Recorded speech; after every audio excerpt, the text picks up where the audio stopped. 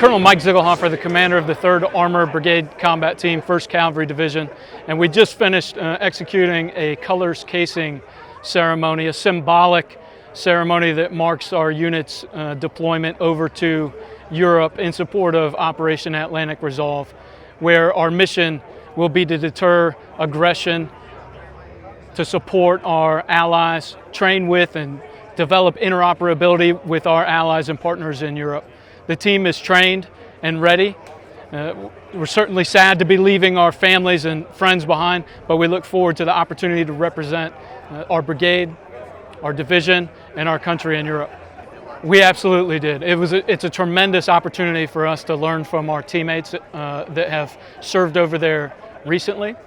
As the commanding general of the 1st Cavalry Division mentioned in his speech, the character of war is changing on a weekly, daily basis.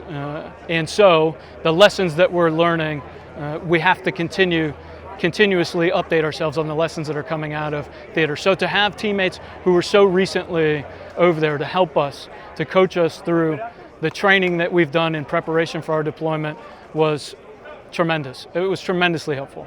First, I'll mention that this is we are on a rotation.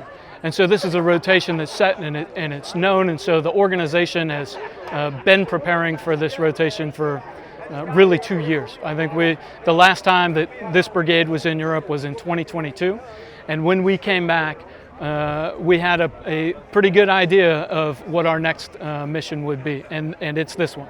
And so over the time in between the redeployment in 2022 until now, the team has been through 2 collective training progressions that culminated in combined training center rotations for the brigade, which for our Army is really the premier training event. And so I can tell you that, as I mentioned in my comments during the color casing ceremony, the brigade is sharp, we're ready for the mission, and we're excited for the opportunity.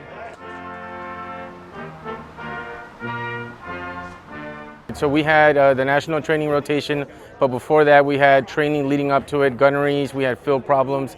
After our last field problem, we headed over to the NTC, where we did the national training center rotation. After that we came back, did small unit training, small arms. And then after that we prepared to put our stuff onto the trains and send them on the boat on the way over to Europe. So Grey Wolf, for me being here for going on 3 years and 4 months, this is the 2nd time that Grey Wolf itself has rotated into Europe. Previously, before that I know of, it's 2 times, and then 1 before that to Korea. That is what I know. So what we learned as an organization was the ability to be able to foster communications, ensure we train to the fullest standard. What we've learned from that is the communication aspects and pieces of being able to work with our allies and partners in Europe. So we've learned how to actually bridge the gap and be able to work with them during our time in Europe. This is my 3rd time actually going to Europe. I've gone as a 1st sergeant. I've gone as a battalion command sergeant major, and now as a brigade command sergeant major.